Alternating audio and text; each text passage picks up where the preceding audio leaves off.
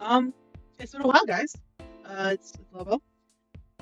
Life has just been really chaotic recently, and I haven't had like a lot of time to do anything as far as recording. But I felt like recording something a little different than what I normally do with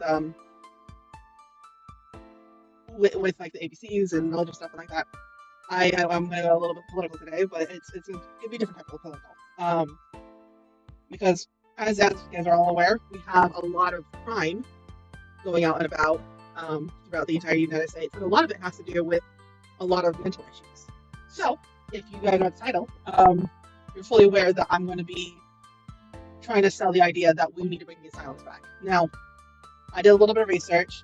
Here are like a little bit the two screenshots that I did, and I just want to verify that because Google AI doesn't always give all the facts and everything, but there has to be some sort of correlation that crime rates and the asylums closing simultaneously are somewhat related. And a large portion of the reasons that a lot of people who are still on the streets are not getting the help that they need is because they're not out like in prison or anything like that. It's because they're not fit to stand trial, according to a lot of people. And so because of that, I think we need to bring back state institutionalized asylums. So bear with me and hear me out. So let's start with crime rates over the last, let's say, 50. No, let's say the last 80 years. Okay. Right stats. The last 80 years.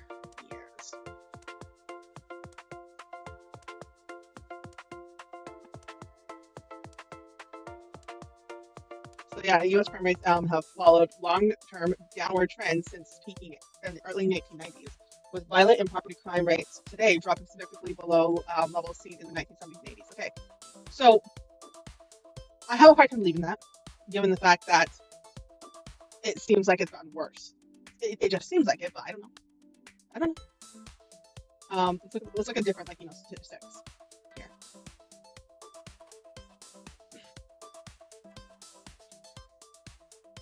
But, a lot of the reasons that a lot of criminals, especially repeat offenders, haven't gone into prison is because their lawyer often says they're not fit to stand trial.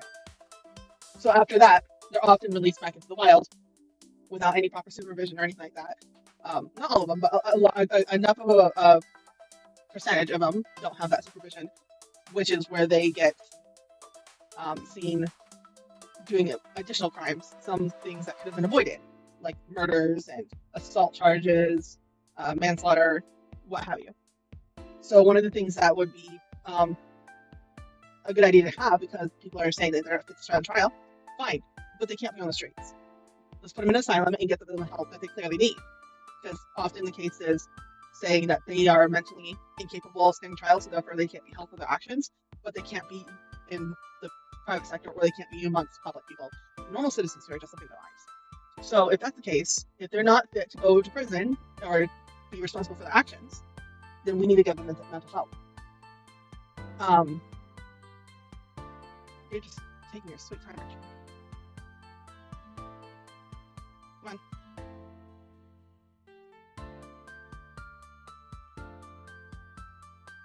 It's gonna take a sweet time, so we're gonna let that do its thing. Come on, load. Anyways, like I was saying, if we're gonna make sure the crime rates continue this downward trend as it is so claimed, even though it seems like there's been more crimes, especially recently, then we need to address the root problem, which a large portion of people who do commit a lot of the violent crimes tend to have a level of mental illness, because that's what we've discovered is a pattern of trend. Is those who commit crimes have a mental illness of some form. So if that's the case, we need to give them the help they need. I think we need to bring back the asylums because it seems that there was often a trend connected to mental illness and crimes.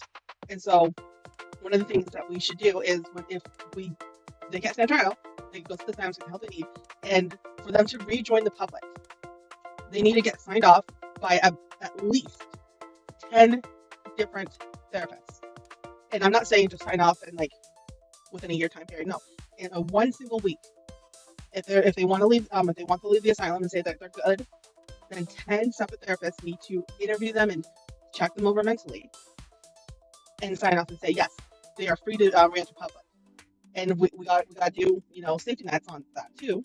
Make sure that they're not just being released because therapists just want to get them out of the asylum. They need to be verifiably ready to rejoin society. If a therapist signs off on it, but they know for a fact that they aren't mentally well to rejoin society, then the therapists need to be held liable for that. So I would say implement the first year or two of what the person rejoining public.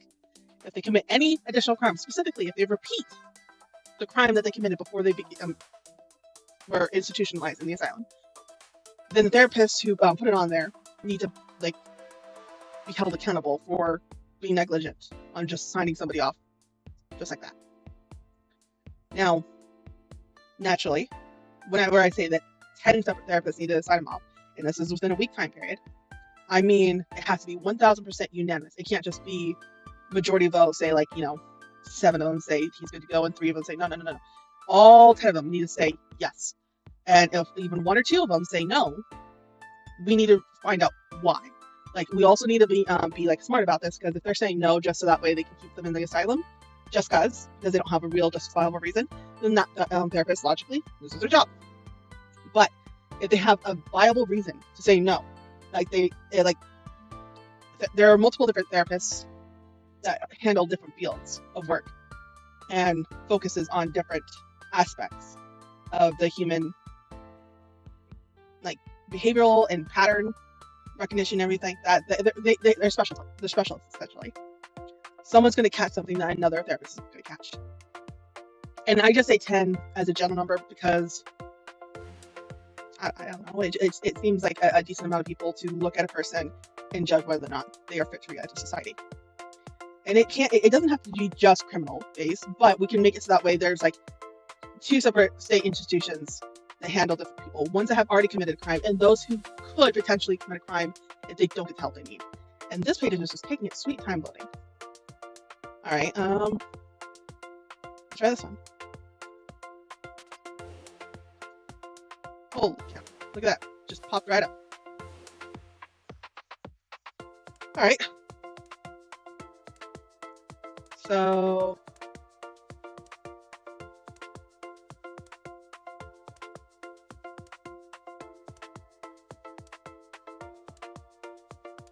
let me go away. Let's just focus on the big ones, okay? We won't worry about larceny, theft, vehicle theft, or burglary. We won't worry about that. Let's focus on the ones that are considered really intense, like the violent crimes, murder, the rape, robbery maybe, but aggravated assault too. So this one, and this one. We'll focus on these 4 ones, okay? So in 1960, the population was, hold on.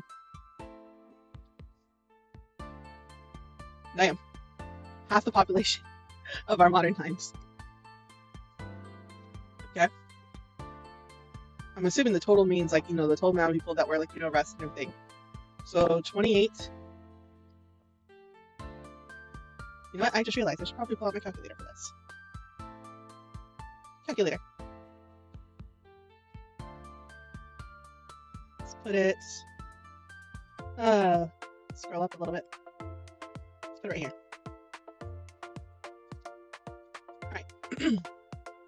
So the percentage of violent crimes just in general, I'm assuming it's just general violent crimes is what this is. 28,460 divided by 179, 323, 175. So that's about less than 1% of the population. Yeah, that is less than 1%. It's point. So hold on, let's just make it easy. Times 100. Yeah, 0.16% of the population committed violent crimes in general. And I'm just, will you stop that? Go away. Okay. So out of the violent crimes that were committed, let's just focus on murder. Murder and aggravated assault. Let's just focus on those two, because that's going to be a lot of a lot of math in one sitting. 8, 4, 4, 2, 8, 8, 4, 60. About 3% of that, of the violent crime, was rape, or not rape, murder. I'm tied. Not bad. All right. So yeah, about 3% of it was murder from the violent crimes. And then I'm assuming, should we do aggravated assaults? Yeah, I think we decided on aggravated assault. So 154, 320 divided by 280, 460. About 50%, a little over 50%, was aggravated assault. This was in 1960 with this population. Okay, we dropped down to 1970, but we'll just do on the tens for now. Okay.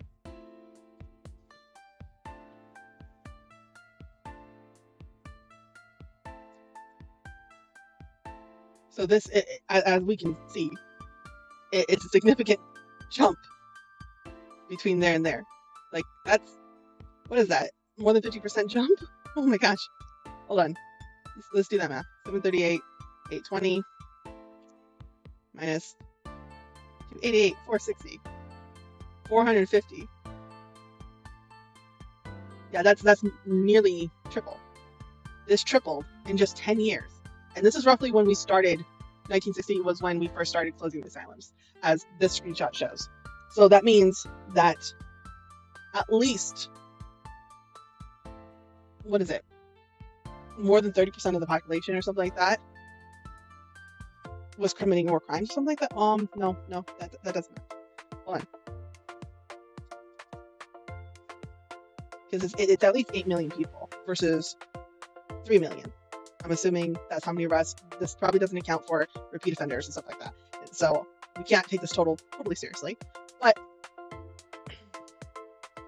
it does mean that a good portion of the population was committing these crimes consistently for this to be part of it. So let's do the same math. We did a total, we used violent. So let's compare the 738, 820, 203, 235, 298. Again, that's about 3% of the population. So that's a little bit more, that remains consistent so far. And then of those, 16,000, that's a lot of murders. Like, hold on, what was a murder? That's a 5,000 increase, 5,000 murder increase. Dang, that's insane. And this is stuff that a lot of people probably don't think about.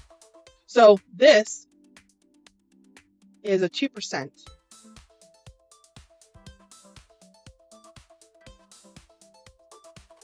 2%. Hold on.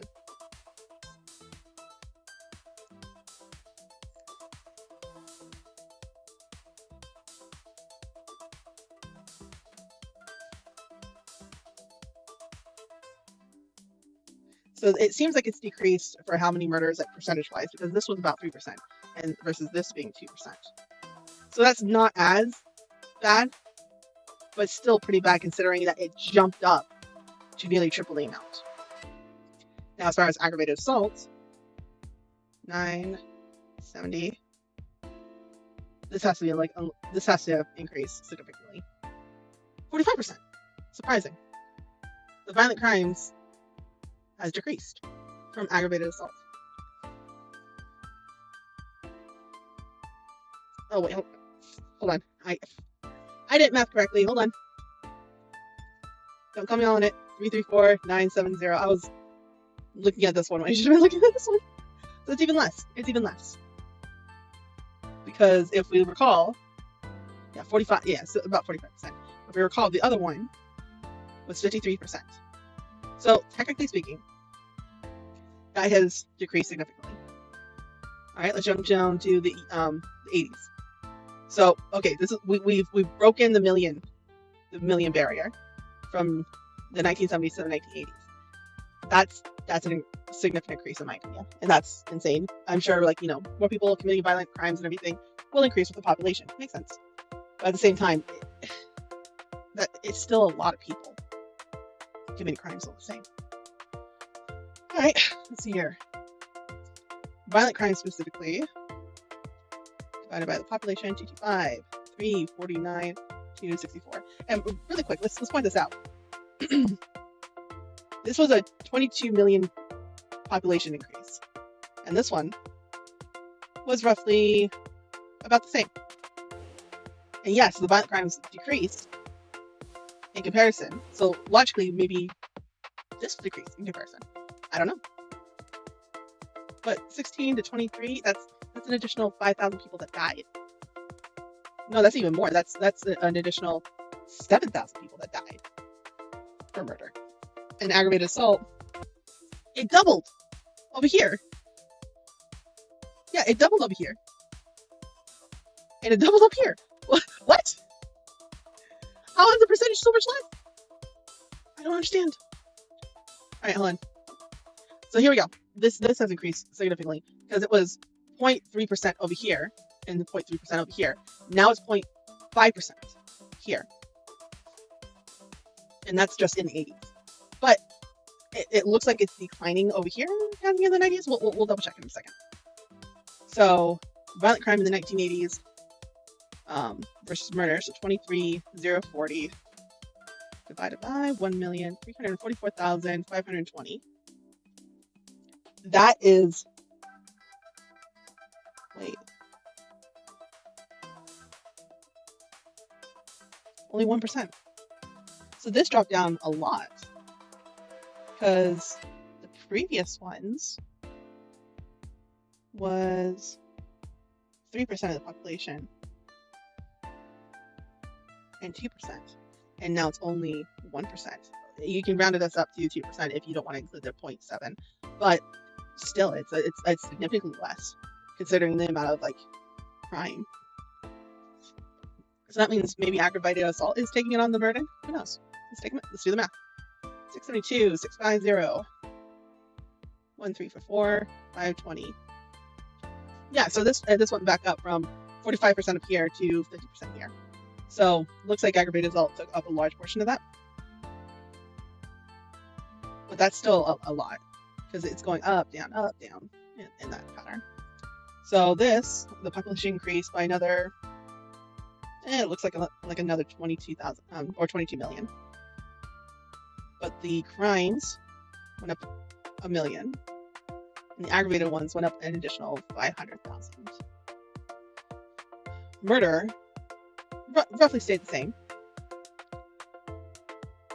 And assault, aggravated assault, this went up significantly.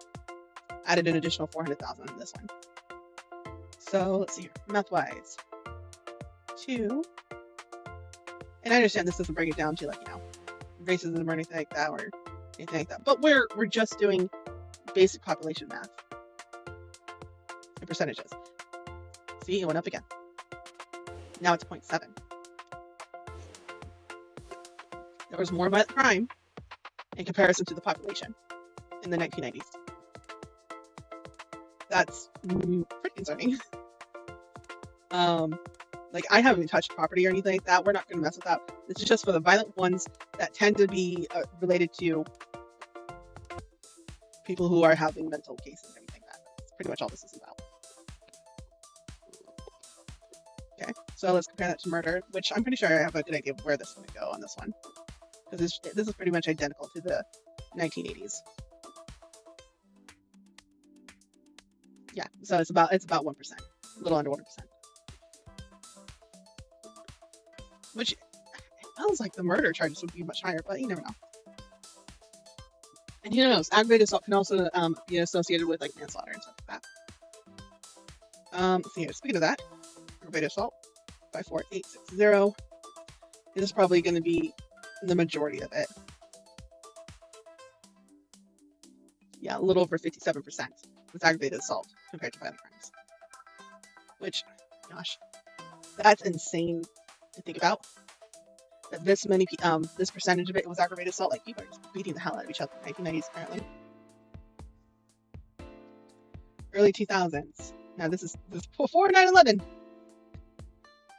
Like, and I also want to point out the fact that after like 2001, there was a little bit of a dip, and then it went back up, which is, it was crazy to me. So maybe this is where things start leveling out, because it does look like there is a trend of it going down. But it seems like violent crimes have like maintained, especially after 2010, they maintained to be 1.2 mil. Like, yeah, this is concerning. So, let's see here. Let's do another percentage for the violent crime. 1,425,486. 421,906. So we dropped down from the 0.7 to 0.5% of the population has committed a violent crime. And of those violent crimes, 1,425,586. About 1%. Still, we maintain the 1% so far of the violent crimes are associated with murder. And look, we've dropped out of the millions with aggravated assault. That's a good. Nobody should be assaulted. We should stop fighting each other. So about 63%. So now it's coming out that the majority of violent crimes were aggravated assault now. A significant portion. Almost a solid 2/3. That's oh, why do we need to attack each other? Now we're getting closer to the current population of the United States. Whoops. But the fact that there's a level of consistency with the violent crimes here, even though the total amount of crime in general, or arrests, are going down. At the same time, there's been some inaccuracies when it comes to reporting proper crimes, because it doesn't say.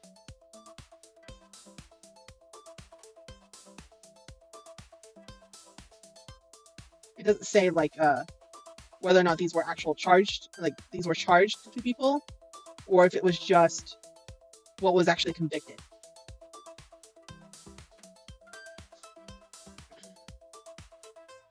.248 divided by 309,330,219. So that dropped down another percentage. So now it's 0.4% of the population has committed violent crimes. But again, the steadiness of this, even though the population decreased, the steadiness of the number of crimes, especially violent ones, compared to normal crimes that have been committed, is quite concerning. This is the most concerning part about this for me, right there.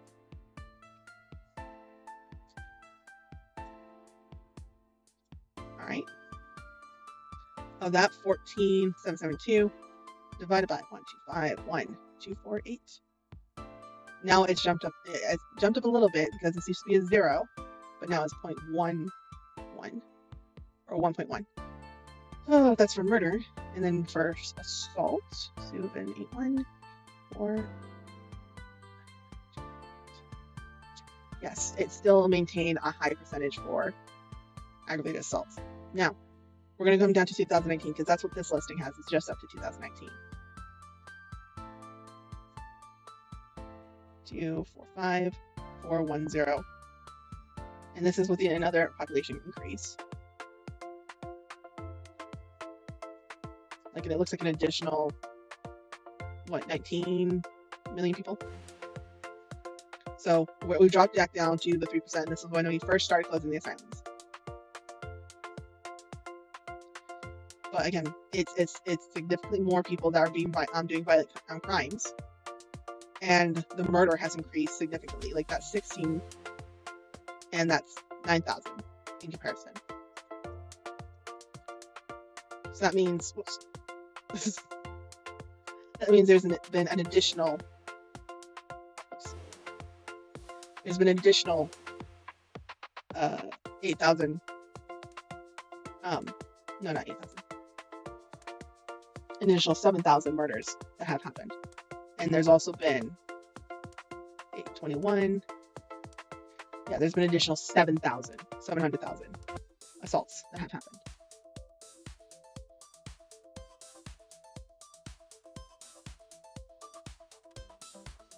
So with that said, let's see here. Oops. 425. Yeah, see, it goes down a little bit and then it jumps back up. I don't know. I don't know why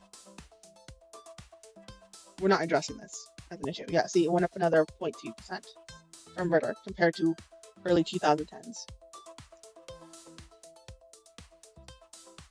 And as for this, 8/21, 982.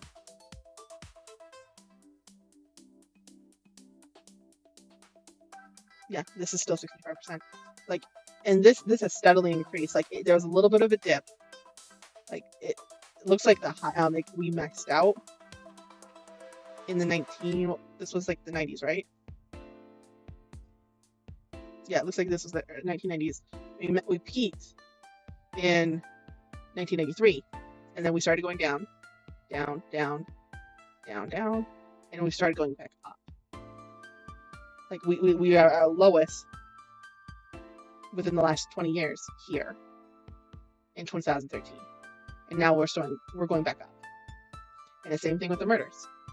It looks like we went the lowest here in 2014 with murders, and now we're going back up. Had a little bit of a dip, and now we're still going back up. And I guarantee you, a lot of this has to do, especially with like the 2019 area, because we don't know when this was originally recorded. Because for all we know, that was recorded before COVID and everything like that.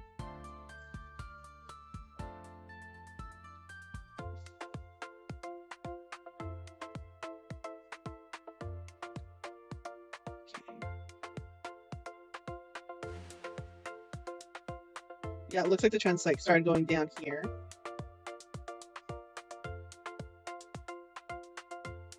This is 1990, yeah, so we peaked around 1990, I think. Homicide rate, violent crime rate, essentially. And like they're parallel. And now the homicide rate is overtaking the violent crime rate in general. That's scary. And this is from 2020 too. Alright, let's take a quick look at this.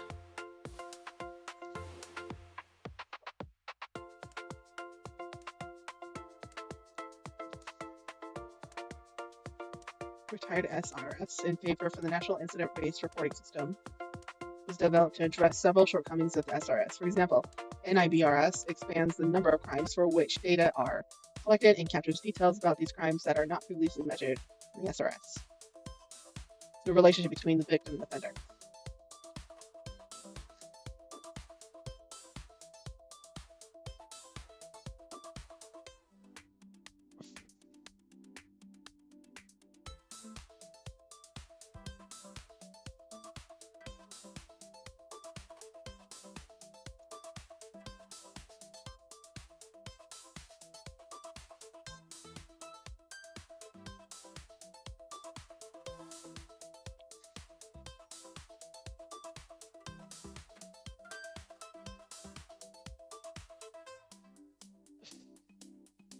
Yeah, so it looks like there was supposed to be a shift where law enforcement used the NBIRS or NIBRS system, and that apparently was supposed to, measure the relationship between the victim and the offender. So I'm sure this include like domestic assaults or something like that, or if it was actually stranger on stranger kind of thing.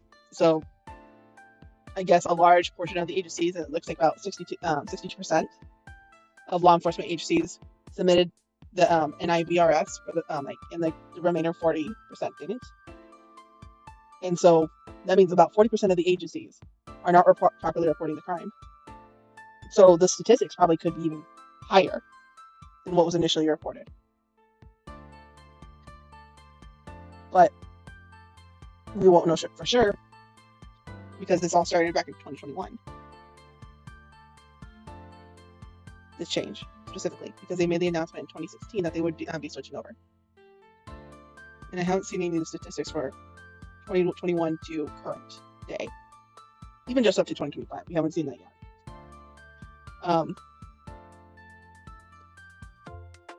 And because of that, they adjusted their data analysis and reporting procedures. Because there are only a single year of NIBRS data, and new procedures had to be adopted to account for low participation rates. The FBI stated that 2021 data cannot be integrated into longitudinal analysis that mix the NIBRS and SRS methodologies. Okay, so 2021 is discussed separately because of that.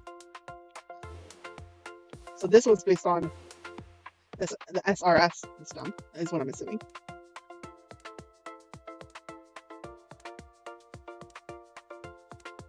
So it looks like the rate of aggravated assault increased from 250.4 to 279.4 offenses per 100,000 people.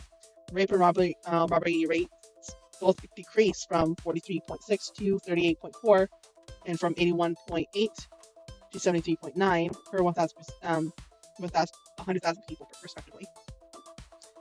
Okay. So aggravated assault went up, but at least rape and robbery went down. At least a little bit.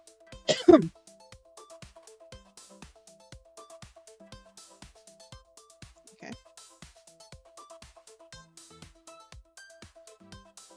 Statista. I'm not sure what this is. Reported violent crime rate in the United States from 1990 to 2024. Is this a thing I have to pay for? Oh my gosh. Nah.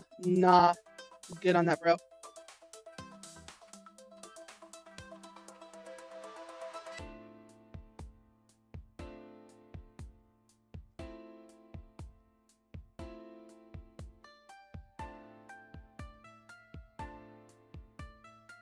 A 6.02% increase from 2022. Damn.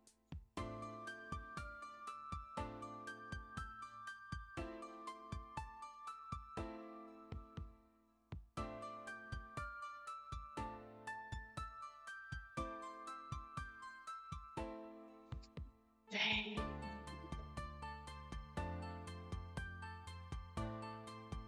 Yeah, it looks like in 2014 it was where we had our lowest crime rate in general, but it's been making a steady increase, which I'm not too surprised now. Why am I not too surprised? Region rankings per capita. So I'm assuming this is the different crimes committed per capita. Country rankings.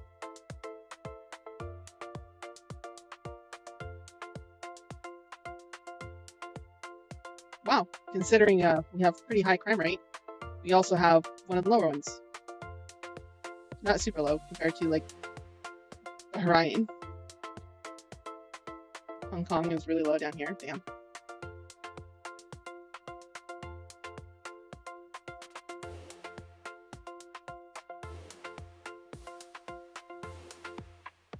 Israel's got a significantly less crime rate compared to the US. Damn.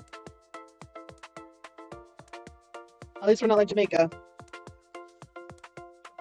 Right side.